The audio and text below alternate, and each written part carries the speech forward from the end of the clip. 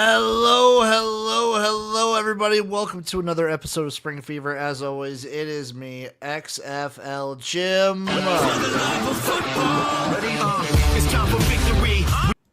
Damn right it is. It is time to live it up. It is time to feel the fever, the Spring Fever.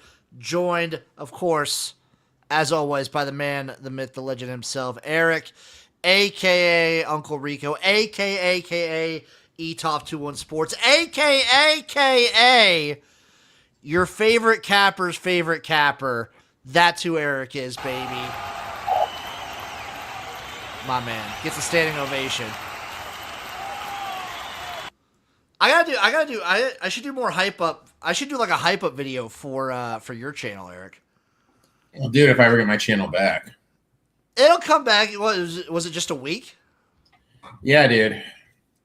Dude, and your fucking support system is such a fuck. Oh, it's YouTube's is the worst. It is awful. It is so bad. And then like on YouTube, and like you mentioned on Twitter, and it's just an automated response. Yeah, you get the bot. Yeah. It's YouTube's. I'm trying to rank worst customer service experiences I've had. YouTube is definitely up there. You know, the best customer service experience I've ever had, you wouldn't know this probably because you weren't a dork and you were probably doing stuff with your life in like the mid to early 2000s. Like circa 2006, 2007 Blizzard Entertainment when I was playing World of Warcraft. Best customer service experience I've ever dealt with. Hands down. Hands down. Hands down. Erik, that actually makes me think of a good question. Would you rather deal with YouTube or a sports book? Jesus. That's rough. I miss Tony, dude. I'll deal with Tony any day of the week, dude. Yeah, you'll deal with Tony, but that doesn't count. No. You gotta deal with like either DraftKings support or like Bovada. Oh, Jesus Christ. Or YouTube. I'll go the sports books. That's and he's not wrong. That should tell you just how bad YouTube is. Erik, we're here to talk about the UFL. We're here to talk about the CFL. There's a lot that's happened, but the regular season is over. I want to see if I have any. Here we go. We take a look back. We give thanks to the teams that are no longer with us in the UFL because their season has ended. The Dallas Renegades, the Columbus Aviators, the Houston Gamblers, they were so close. And of course, the Birmingham Stallions. Thank you for having a very fun season. For some of these teams, thank you for coming on late. For some, thank you for coming on early. But your season is done. Pack it up, bozos! You didn't fucking make the playoffs! You're not good enough! You can't do it! Bums! Losers lose, Jim. Losers lose. Out of all the teams that didn't make it, the Renegades have to be the most disappointing, right? With how they started. Sure. I mean, at the beginning of the year, everyone was talking about how they were the best team, and they just... At the halfway point, they were the number one team. Wheels just fucking fell off, man. Ugh. Wheels just fell off, dude. But you know what? They finished the season. They capped it off with the W. They got the win at St. Louis in Week 10. They won 20-16. I thought it was a fun game. I had a blast. St. Louis needs to figure out their offense, though. Oh, dude, they're brutal. I don't know. It's a combination of things. They can't really run the ball. Their offensive line isn't great. Perez hasn't been there long enough to really get like a good connection with the receivers. So there's like underthrown, overthrown passes. Nothing's really on rhythm, it feels like. The offense just feels staggered, which sucks because their defense is really good. Yeah. Jon Snow chiming in, by the way. I think Houston would have been a top 4 team with Deckers. Yeah, Houston disappointed me. I like Sumley. So I have like a whole list of like what I think kept the teams out of the playoffs and whatnot. And we'll get into that after the Week 10 recap. it was a fun game. St. Louis needed to figure something out. Dallas, it's nice to end the season with a win, but overall meaningless game. Houston versus Birmingham. The Gamblers won 26-13. I don't. The Stallions just ended the season with a whimper, man. It was a definition of limping to the finish, dude. And I don't know if anyone throws a. Sorry. I don't know if anyone throws a more entertaining interception than DTR though. Yeah, I mean, but honestly though, I think it has more to do with the leadership, lack of. 100%. Yeah. And the Stallions' defense is just brutal to watch. It's awful. And I don't know. It's no coincidence to me that the new head coaches that succeeded brought on coordinators that knew what they were doing. Mm-hmm. Like it should tell you something. In Houston, damn, it's a shame. I think someone was looking into it. They kind of, with all the weird tiebreaker stuff that's going on that people were talking about Birmingham potentially getting screwed with tiebreaker scenarios. Someone was saying Houston should potentially get in based off of certain tiebreakers, like if Louisville would have lost. I mean, how they announced the tiebreakers and everything was just a complete, I wasn't a fan of. So, well, I mean, the tiebreakers, they had them, I think, on their website the whole season. Okay. Yeah. But it's tiebreaker. I feel like, does any sport do tiebreakers that well? Like, tiebreakers are always a little confusing. For me, maybe I'm stupid. I don't know. I mean, it just seemed that there was a lot of stuff. I don't know. I haven't been that impressed by the UFL, but, I'm not going to go off on them tonight. So. Oh, I was kind of waiting to see if you would. Because, Erik, I mean, we'll get through all these games real quick. Shout out to Houston Gamblers. We had hope. Fun watch to end the season. And we kind of called it, by the way, going into this week. The teams with nothing to play for, quote unquote, were playing a little bit free. Yeah. And teams with all the pressure kind of everything, yep. And I mean, that's just simple betting when you in every NFL thing, though. Then we had the Defenders versus the Storm. Storm won this one 29-23. For me, this was the full Jason Bean experience. I kind of like what DC did these last couple weeks because they knew if they were going to make the playoffs, they were probably going to play Orlando. So you're playing them 3 times in a row. You give Spencer Sanders a full start, you give Jason Bean a full start, and then evaluate who you think is going to give you the best opportunity in the game that fully matters. 100%. So this was the full Jason Bean experience. He was awesome with his legs, couple deep balls, and some of the worst interceptions I have ever seen. Ever. Oh, it was so bad. So bad. Also, shout out Tom Luganbill. Love seeing that. He got up into the crowd in the beer snake section and he chugged a beer on camera. Always love that. Always a good time. Also, maybe a little concerning for DC, the fourth quarter sequence to end the game. Awful clock management where you're not using your timeouts. You're not clocking the ball. Yeah, I haven't been impressed with that coach at all this year. Which is crazy because they did a really good job last year. He did a really good job of coming into a situation, taking over as a last minute coach. Mm-hmm. But yeah, Orlando, they continue to skirt by. Jack Plummer, kind of a dog. He had a couple really fun runs. A dog. He might be a dog. And then game number 4, the Louisville Kings won 42-27 against the Columbus Aviators. And I'm pretty sure Chandler Rogers played 1 quarter. Jesus. Do you know who the backup was, Erik? Willie Beeman? No, but I could. It'll be someone you know, at least from college football. It's one N'Kosi Perry. Ooh, juicy. That's a nice little name there. Louisville's defense, awesome. Columbus, no.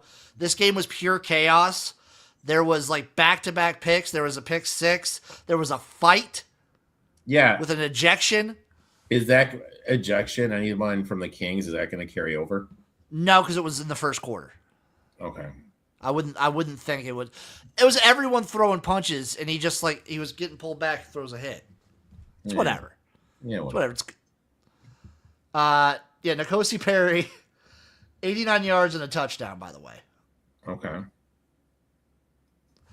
Columbus, guess what? You just couldn't really do anything. They were another team that didn't really figure out the quarterback stuff till partway through the season, and then their defense has just been awful the whole season.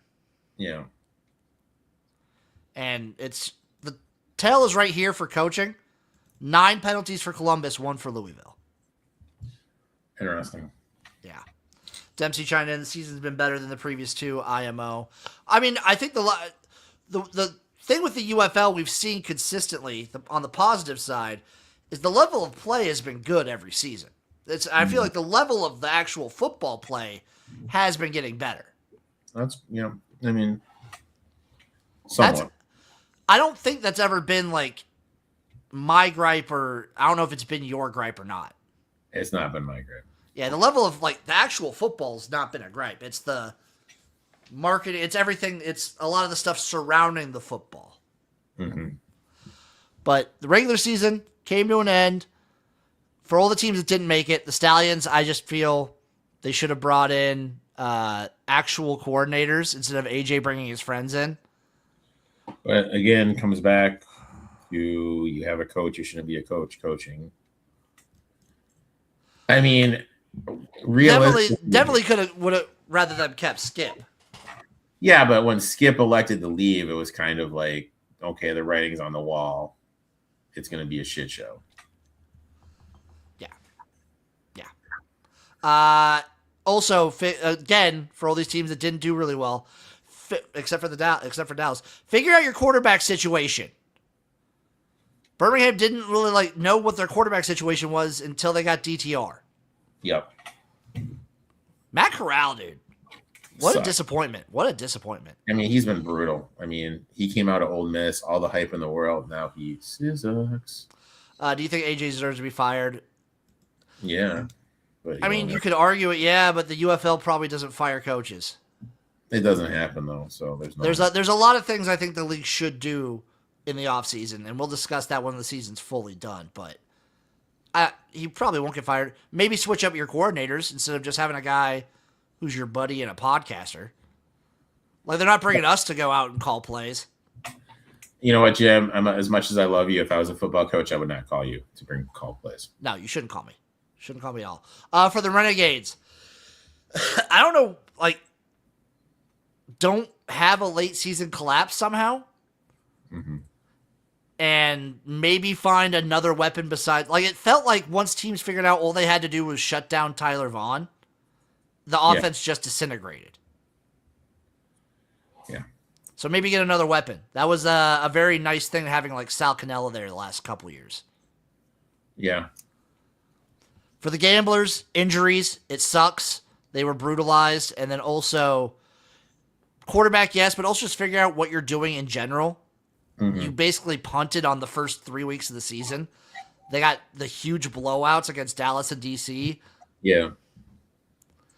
Because they, if they would have been playing like they have been playing in weeks 7, 8, 9, the entire season, they'd be in the playoffs. 100%. 100%. So figure it out earlier. And then the Aviators get a new defensive coordinator. There we go.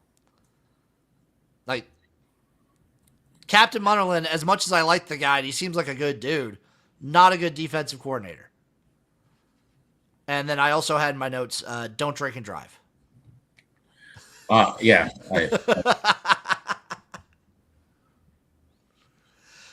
John So chiming in. Big save for the league, keeping the semifinal in Florida, going from a D- to a C+, solid B. I like that he saved it. I don't understand. I think Erik and me had this conversation off camera.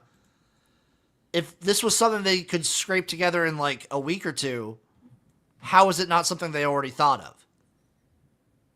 I mean, the thing is reality of the situation is it's not hard to plan. It's really not hard to plan. I just think it was poor planning done by the UFL. And then they expect everyone to come up and remark about what a great job they did keeping it in Florida. My counter is hypothetical. Like, what happens to the people in the Columbus area who already bought tickets? What happens to the people who are going to the game? You know what I mean? Who, like the DC people who have already like booked plane tickets, the Orlando people that have booked plane tickets, that have already like hotels, all that stuff, and now you're just taking it away because last minute you're changing it. Another thing is, God, what was it? What was the other thing I was going to say? I don't know. It just, one guy, they showed that one guy posted, oh, look, I just bought tickets to the game an hour ago. So like literally, like there was a post about this, and I forget which account it was. One guy had a screenshot with a timestamp saying, look, I just I just bought 2 tickets to the game at Columbus. I mean, hopefully a refund. But when you bought plane tickets? Also, hopefully a refund. You can't get a refund. Like, you know what I mean? Like, I've gotten refunds on plane tickets. Oh, Jid. But hopefully, I mean, maybe not. Otherwise, those guys are screwed. I do appreciate that they got it to go to Florida just for the fact that if this was last year, they just wouldn't have bothered.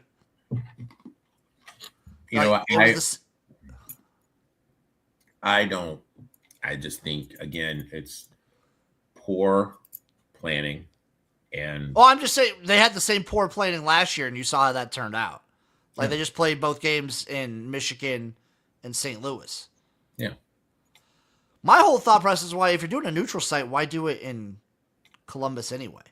It's not that hard to be organized. That's all. Yeah. You got to figure it out. Be a little bit cleaner next season. But I mean, good for them. Get the move in. And now we have the playoffs in front of us, Erik. The UFL playoffs, the glorious UFL playoffs here. We have the DC Defenders versus the Orlando Storm in Daytona. The Storm are 3.5-point favorites in this one. Over under 47.5 plus 154 for the Defenders. I would lean toward the under. I mean, like, definitely I'll probably look to bet the first half under. In terms of side, I really don't want to do anything or lock anything into until I know who's going to be taking those QB reps. Yeah, we have no idea who DC is going to trot out there. They had Bean. They had your boy Sanders. They still have EJ Perry on roster now. Yeah, you really have no idea what you're going to see or what to expect or anything. So, and I like the underplay because I do think each game DC's defense has looked better. Mm-hmm. So I'm going to co-sign the under with you. I'll go full game under too, as well as first half under. Ooh. Yeah, I'm going to do both. I'm excited for this one, baby. And then Sunday, 5 p.m. right after, we have the Kings. We have the Battlehawks. Battlehawks 1.5-point favorites. Over under 46.5. Kings plus 110 on the money line. Dempsey chiming in. They got the Kings straight up. The hottest team in the UFL right now, the Louisville Kings. So what? I'm sorry. I froze or you froze. What was I said Battlehawks minus 1.5. Total 46.5. Kings plus 110 on the money line. I mean, do you respect the hottest team in the league, or do you look at a quarterback that knows how to win in a playoff setting? But also, the St. Louis Battlehawks have never won a playoff game. Yeah, that's true. Jim, you never kissed a girl until you kissed a girl, too. So that's true.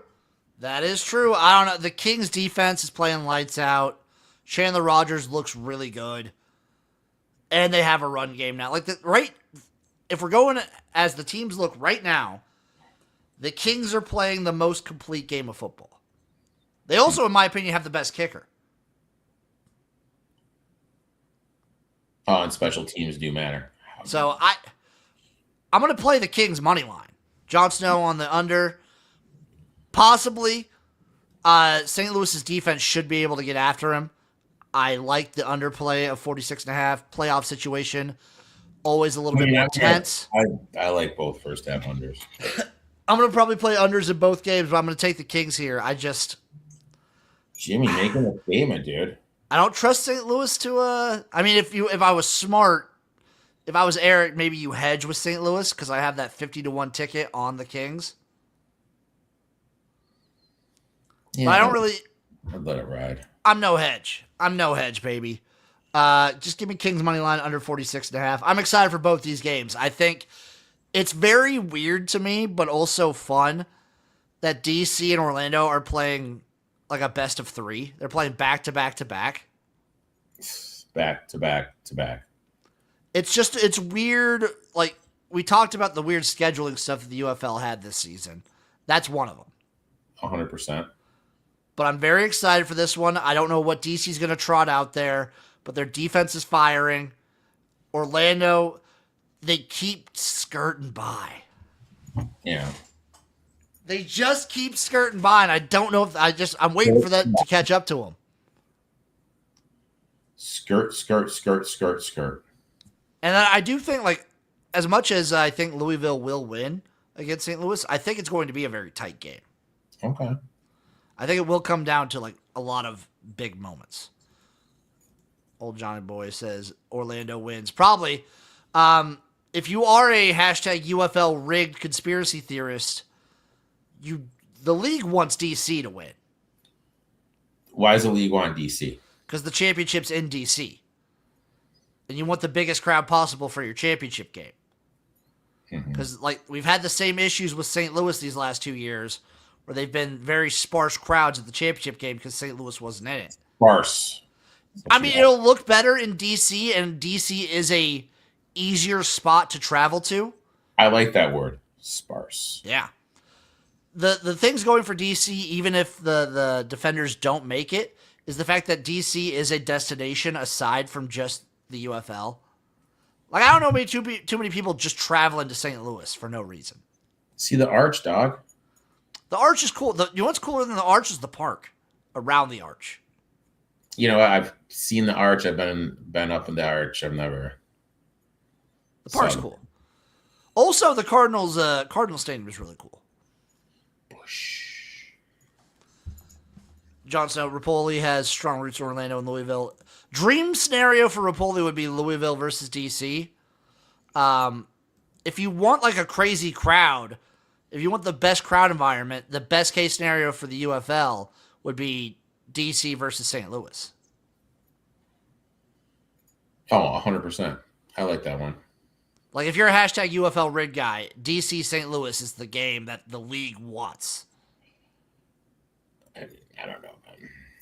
I'm just saying, I don't believe UFL rigged. I don't prescribe to that. But you know, I prescribe to UFL rig. Dempsey, where's the championship game being played? DC, Audi Field. You prescribe to that? You subscribe to the hashtag UFL rigged? Oh, 100%. 100%. Little Mikey is probably orchestrating everything. He's pulling the strings. Little Mikey. Erik, in your opinion, what can each team do to win the playoff game? I mean, the simplest answer, just control the trenches. Whatever team controls the trenches is going to win. You know, win the point of attack. It's that simple. You should be. I kind of want to. I'd like to picture Erik on one of those like college game day shows or NFL pre-shows or whatnot, and just be like, it's pretty obvious actually. It's actually pretty obvious what they need to do to win. You guys are just stupid. I want to see it. I want to see it, dude.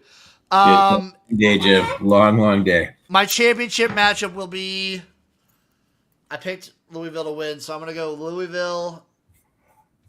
You know what? Get Louisville, DC. Make it happen. I'm doing it. I'm saying it.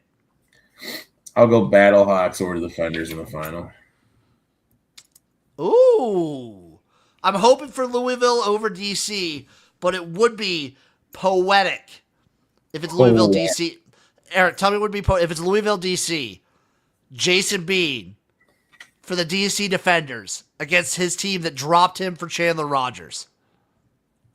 Would that be poetic? Would that do it for you? That would tickle me so nice. Tickle me. But Erik, there's another league starting this week besides the UFL. We have the Canadian Football League starting week 1. And before we get into the games, I'll be honest, Jim. I You've done zero research. I understand. I just want your base opinion on these futures right now, Erik. Edmonton is 20-1. Ottawa is 11-1. Calgary 10-1. Toronto 10-1. Hamilton 9-1. Winnipeg 9-1. Saskatchewan 7-1. BC plus 320. And Montreal 3-1. did Ottawa make some big move to get somebody? Trying to think. Off the top of my head, no. Then why is their odds so low? They're 11-1. Those are low odds, dude. Shouldn't they be the worst? Edmonton's the worst. Shouldn't they be worser than Edmonton? Those teams are always near the bottom, at least recently. Okay. So Ottawa, their quarterback. I will say this: the Ottawa quarterback situation is not great. What's the Ottawa quarterback situation? They've got Drew Brown, Jake Mayer, and Max Duggan. Not great. John Simon, Yeah, Jim. Perkins in the CFL. He is. I believe he might be on the. Yeah, Jim. That's not good. Yeah, it's not great. Erik, are you rolling with your Red Blacks this season, though? No, I'm going to go with Edmonton. 20-1. Yeah, why not? Shooter. You're hitching your wagon to the Edmonton Elks and the quarterback of the future, my quarterback and yours. I hope it's Cody. I hope Cody gets the start. Okay. Cody Fajardo is like one of my favorite quarterbacks. I love this man. Nice. I hope it's him. I hope it's Cody. Nice. I'm on Hamilton. I'm on the Ticats. I think it's their year. I think the Ticats have the number one offense in the league. And I think they win the Grey Cup. Okay.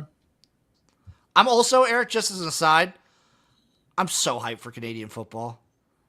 I'm gonna like hold on to this season because we get a bunch of the big rule changes next year. I'm gonna embrace this season so hard. You're gonna embrace this season so hard. Oh my god! Well, this is like so hard. After this, it's gonna be so different. So hard. I've come around a little bit. I'm not like dogging the new rules and everything that they're doing. I don't think they make a change. I don't think they do much. But I'm not as negative on them as I was. But I just want this. I had such fun like streaming and watching the CFL last year. I cannot wait. I cannot wait to watch some CFL. I don't think there are few things more electric than a Canadian football fourth quarter. You know what, Jim? You probably watched a lot more than that than me. I can't speak on the matter. Oh my god, Dempsey was there for a lot of it, but so fun. Speak on the matter, my friend. And also, I want to super into it, obviously, to start out, because it'll be like week 19, and Erik will be just like, oh my god, the CFL's still going on. It'll be like October 18th. And Erik will be like, we got to talk CFL again. That's going to be me. I'm like, again? Really? Really? Erik, there's 3 games for CFL week 1. Really? Thursday, tomorrow at 6:30, we have the Montreal Alouettes taking on the Hamilton Tiger-Cats to open up the season. The Alouettes are 2.5-point favorites. Ticats plus 110 on the money line. The total is 50.5. You may notice this year, folks, the CFL total is a little bit lower than what they were last year. The new clock rules are kind of making games go quicker. I think someone did some math on the CFL subreddit. There was like an average in the preseason, at least. Small sample size, yes. But there was an average of like 20 less plays per game. I'll take Hamilton, whatever it is. I'm going to take Hamilton, money line plus 110, and I'm going to take the over 50.5. Friday night football, baby. Bombers, Stampeders. Your Winnipeg Blue Bombers are 1.5-point favorites against Calgary, plus 102 on the money line. Total's 47.5. Give me Calgary straight up. Calgary straight up. Calgary straight up. Plus 102.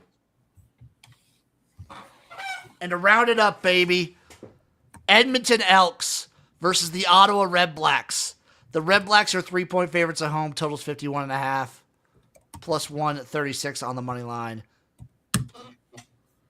Do I dare take old dogs in week 1? That's so dumb. I'm That's taking so the rookie. dogs. I'm taking the dogs. Give it to me, big dog. Give me Edmonton straight up. So I'm gonna go. What's that parlay play? What's that payout?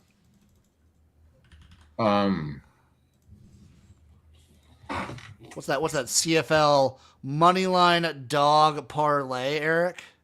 What's that payout, big guy? I'll tell you what it pays out. Boom, boom, and bada bang. That payout pays plus 786. I like it. Actually, some of these lines have come down. Oh my God, Jim, are you moving lines? I typed these lines in last night and I bet them. Jim's Hamilton right now. So we had Hamilton on the sheet. It's plus 110 right now, sitting at plus 105. Jim's just moving lines, guys. Jim's moving lines. Calgary at plus 102 on the sheet. They're still plus 102, but Edmonton plus 136 on the sheet, all the way down to plus 114. Jesus. Yeah. Big movement. That's it. Big movement, folks. Now, Erik, time of the show. Are you ready to do a little DFS? I'm going to try, Jim. We got the UFL. We're not doing CFL DFS this week. Yeah, it's too much for me, dude. Too much. We will we'll do some UFL for you. We'll get some CFL up in the shop. We'll get in the garage and get some CFL ready to go. But Erik, the UFL, there are 2 games, 4 teams to choose from. 4 quarterbacks. Well, 3 quarterbacks and 1 unknown quarterback. You can't pick the DC quarterback. Yep. All right, hold on. I'm trying to find it. UFL. Who do we roll with, baby?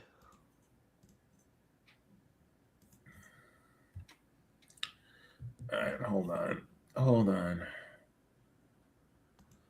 baby, I'm holding. Give me Perez. We're rolling with Luis Perez. Give me Butler. Oh, baby. Let me get this in. Perez. Give me Jackson. Butler. Lucky Jackson. John Snow said take Plumbers or Rogers. Those are his picks. Give me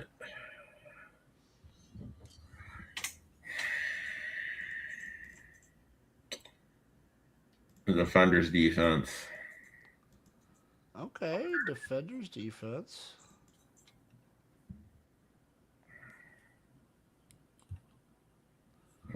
You want to take Jon Snow says take Roland. Give me Robinson in the flex.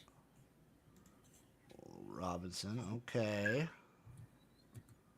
Who does he want? He wants Chris Rowland. He's 8,500. Wouldn't leave us very much at all. Spurs are actually gonna fucking blow this game, man. This is really amazing.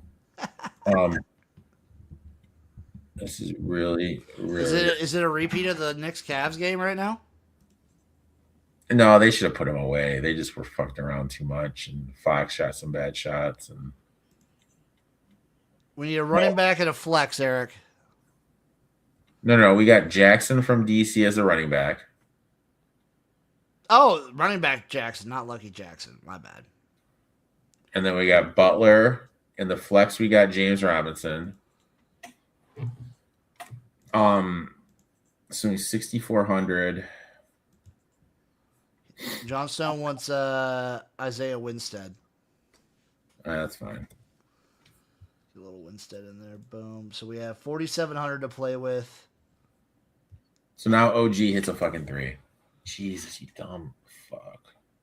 Oh, we get Briley Moore. Erik Izukama. I'm sorry. I'm not focused. Hold on. Braylon Sanders.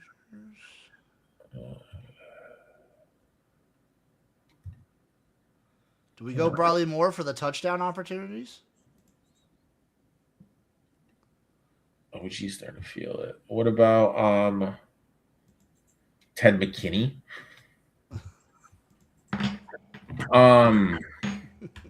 Zach Davis. Oh shit. Who do we want to roll with here? I'm thinking Bradley Moore. All right, let's do that. That works for me. The only thing I don't love is we don't have anyone from Orlando. That's fine, dude. Orlando's gonna get boat raced. That's the lineup we're going with. We're going with Perez, Deion Jackson, Keem Butler, Isaiah Winstead, James Robinson, Bradley Moore, and the Defenders defense. Boom. Erik, any other thoughts for the people? No, good luck in your bets. Gamble responsible. Yeah, I'll co-sign that. I was gonna say don't, but I was gonna say co-sign. And also go over to Royal Retros. Royal Retros is the presenting sponsor of Spring Fever. They have the best merch in the game: hoodies, shirts, hats. They have it all. Jackets. Go to Royal Retros. They have ABA, XFL, USFL, the old UFL. They have it all. And use promo code SPRINGFEVER, all one word, all caps, for 10% off at checkout. Thank you, everyone, for watching. Tune into the UFL playoffs. We'll be back next week to recap them and give you a preview for the championship game. We love you guys. We'll see you next time. Kisses. Bye.